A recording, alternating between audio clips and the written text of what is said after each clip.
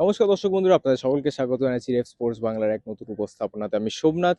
এই মুহূর্তে দাঁড়িয়ে আছি যুবতী প্র্যাকটিস গ্রাউন্ডের বাইরে এবং আজকে ইস্ট বেঙ্গল দল তারা কিন্তু গতকাল ছুটি কাটিয়ে আজকে অনুশীলন শুরু করলো এবং আগামী তাদের পরীক্ষা মুম্বাইতে গিয়ে মুম্বাই সিটি এফসি ম্যাচ, এবং এই ম্যাচ জিততে পারলে কিন্তু ইস্ট বেঙ্গল আপনারা বলতেই পারেন যে লিগ জেতার অন্যতম ফেভারিট দল অবশ্যই হয়ে যাবে এই ইস্ট বেঙ্গল। এবং তার আগে কিন্তু কাটা মুম্বাই সিটি এফসি, এবং হয়তো আমরা কাটা বলতামও না, কিন্তু মিগেল ফেরেরা ইস্ট বেঙ্গলের এক্স ফ্যাক্টর স্টার প্লেয়ার আপনারা যেভাবে বলেন, মিগেল ফেরেরা যিনি ইস্ট বেঙ্গলে এই মরশুমটা যেভাবে তিনি ফুটবল খেলেছেন, সেরকম ধাঁচের একজন ফুটবলার যখন অ্যাভেলেবেল থাকছে না মুম্বাইয়ের মতো কঠিন প্রতিপক্ষর বিরুদ্ধে, তখন কিন্তু অবশ্যই চিন্তা একটুখানি হলেও থাকবে। বাট ইস্ট বেঙ্গলের বেশ কিছু পজিটিভ আপডেট আছে আজকে প্র্যাকটিসের থেকে, শেষে অবশ্যই এই প্রতিবেদনে বলবো।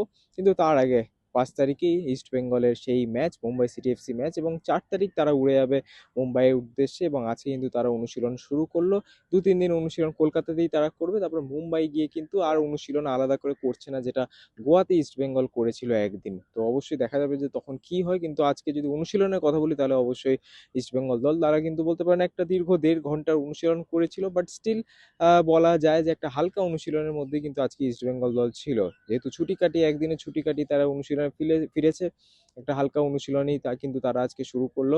প্রথমে একটুখানি ফিটনেসের উপরেই কিন্তু নজর দিলেন ইস্ট বেঙ্গল কোচ। এই ব্যাক টু ব্যাক ম্যাচেস খেলতে হচ্ছে কিছু গুরুত্বপূর্ণ player, Saul Crespo, Kevin CBA, তারা নিয়মিত ম্যাচের পর ম্যাচ খেলছে, এবং মিগেল ফেরার মতো প্লেয়ার না থাকার কারণে কিন্তু সাউল ক্রিস্পোর উপরে একটা বাড়তি লোড পড়ে যাচ্ছে, এবং সেইটাই যাতে পরে ইনজুরিতে না পরিণত হয়, সেই জন্য কিন্তু আজকে একটুখানি হালকা অনুশীলনই রাখলো ইস্ট বেঙ্গল।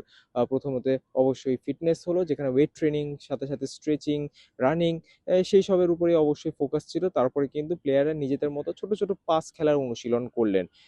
এই মুহূর্তে তো অবধি চলছিল হালকা অনুশীলন, মোটামুটি এই দুটো অনুশীলন মিলিয়ে 40 থেকে 50 মিনিট করে ইস্ট বেঙ্গল, এবং তারপরে কিন্তু গোল করা অনুশীলনে ইস্ট বেঙ্গল চলে গেল, যেখানে দলকে দুই ভাগে ভাগ করিয়ে কিন্তু পরপর গোল করা অনুশীলন হচ্ছিল। সেখানে অবশ্যই উইঙ্গারদের উপরে কিন্তু দায়িত্ব ছিল বলটা বক্সে নিয়ে গিয়ে ফিনিশ করা বা স্ট্রাইকারদেরকে বাড়ানো, এবং এইটাই আমরা ইস্ট বেঙ্গলের খেলার মধ্যেও দেখতে পাচ্ছি এই সিজন, যে উইঙ্গারদের উপরে কিন্তু একটা আলাদা করে দায়িত্ব দিয়েছেন অস্কার বুজন, এবং সেই দায়িত্ব কিন্তু খুব ভালোভাবেই পালন করছে প্লেয়াররা।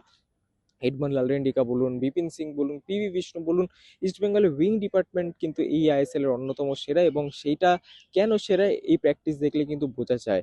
রোজই প্রায় ইস্টবেঙ্গল এরকম প্র্যাকটিস করে, গোল করার অনুশীলন করে, যেখানে কিন্তু এই উইং কেন্দ্রিক আক্রমণের উপরে বাড়তি জোর দেন কোচ অস্কার বুজন, এবং সেটাই কিন্তু দিনকে দিন নিখুঁত হচ্ছে। এটা আমরা কিন্তু ম্যাচেও দেখতে পাচ্ছি। ওড়িশা এফসি ম্যাচে যদি আপনারা দেখেন, প্রপার কিন্তু 3টে গোলই উইং অ্যাটাক থেকে হয়েছিল। তো অবশ্যই ইস্টবেঙ্গল চাইবে যে তাদের যে এই প্রধান অস্ত্রটা, সেটা মুম্বাই সিটি এফসি ম্যাচেও কাজে লাগাতে। অবশ্যই মিগেল ফেরার মতো প্লেয়ার না থাকাতে কিন্তু ডাউন দ্য মিডল কোনো সেরকম বেশি চান্সেস ক্রিয়েট হচ্ছে না, বা ডেঞ্জারাস চান্সেস ক্রিয়েট হচ্ছে না, যেটা মিগেল ফেরেরা থাকাকালীন হতো ইস্ট বেঙ্গলে।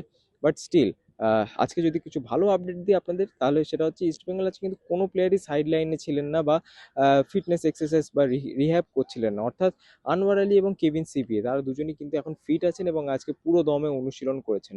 এটা অবশ্যই পজিটিভ, কারণ মুম্বাই সিটি এফসি ম্যাচে যদি আনোয়ার আলী এবং মোহাম্মদ রাশিদকে ইস্ট বেঙ্গল পায়, তাহলে কিন্তু কোথাও না কোথাও যে ফার্স্ট ইলেভেনটা দেখাচ্ছে, সেটা কিন্তু বেশ ব্যালেন্সড। মিডফিল্ডে যদি সাউল ক্রেসপো, মোহাম্মদ রাশিদ থাকে, তাহলে কিন্তু মাঝ মাঠে যে গ্র্যাপটা, সেটা আরও একটু বেশি বেটার হয়। কারণ অপরদিকে যদি আমরা মুম্বাই মিডফিল্ড দেখি, সেখানে জনি কাউকোর মতো প্লেয়ার আছে, টুলুঙ্গার মতো প্লেয়ার আছে, এবং সেখানে কিন্তু একটা মিডফিল্ডে ডমিনেন্স লাগবে। সেখানে যদি একা সাউল ক্রেসপো খেলেন, তাহলে কোথাও না কোথাও প্রবলেম হতে পারে সেই মিডফিল্ডের ডুয়েলগুলো জেতার ক্ষেত্রে। সাউল ক্রেসপো, মোহাম্মদ রাশিদ হয়তো অনেকটা সেই কাজটা করে দেবে, এবং মিগেল ফেরার হয়তো দরকার সে অর্থে পড়বে না। এবং অবশ্যই এডমন্ডকে আমরা সেই নাম্বার 10 রোলে খেলতে দেখেছিলাম গত ম্যাচে।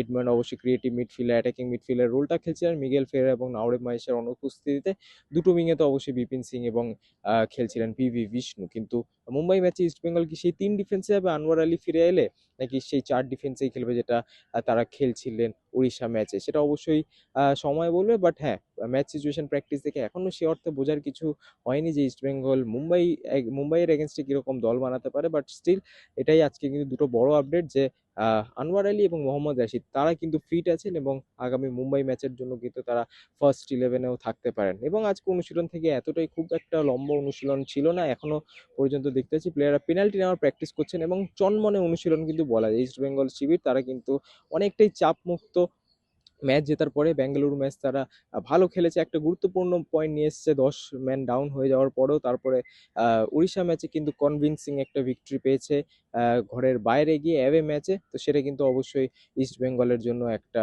বলতে পারেন স্বস্তির নিঃশ্বাস। এবং আগামী যে 4টে ম্যাচ আছে, Mumbai city FC match, Punjab match, derby এবং ইন্টারকাশি ম্যাচ, এই 4টে ম্যাচ কিন্তু ইস্ট বেঙ্গলকে জিততেই হবে যদি তারা 23 বছর পর আবারও লিগ জিততে চায়। তো অবশ্যই সেটা দেখা যাবে যে আমাদের সেই ডার্বি কি আইএসএল টাইটেল ডিসাইডার ডার্বি হবে, কারণ ইস্ট বেঙ্গলকে মুম্বাই ম্যাচটা জিততে হবে এবং মোহনবাগানকে গোয়া ম্যাচটা জিততে হবে, তাহলেই কিন্তু বলা যাবে যে হ্যাঁ, টাইটেল ডিসাইডার ডার্বি হবে 17 তারিখের এই ডার্বিটা। বাট দেখা যাক তখন কি হয়। বাট আজকে যুব ভারতী থেকে এতটাই, এরকম east Bengal Mumbai city FC ম্যাচের বিল্ড আপ তো লেগেই থাকবে এবং অবশ্যই চোখ রাখবেন স্পোর্টস বাংলার পর্দায় সমস্ত আপডেটের জন্য। আজকে ভিডিওটা এতটাই, কেমন লাগলো আপনাদের এই প্রতিবেদন অবশ্যই জানাবেন কমেন্ট সেকশন, এবং আবারও আপনাদের সাথে দেখা হবে পরবর্তী ভিডিওতে। ততদিন ভালো থাকবেন, সুস্থ থাকবেন এবং নমস্কার।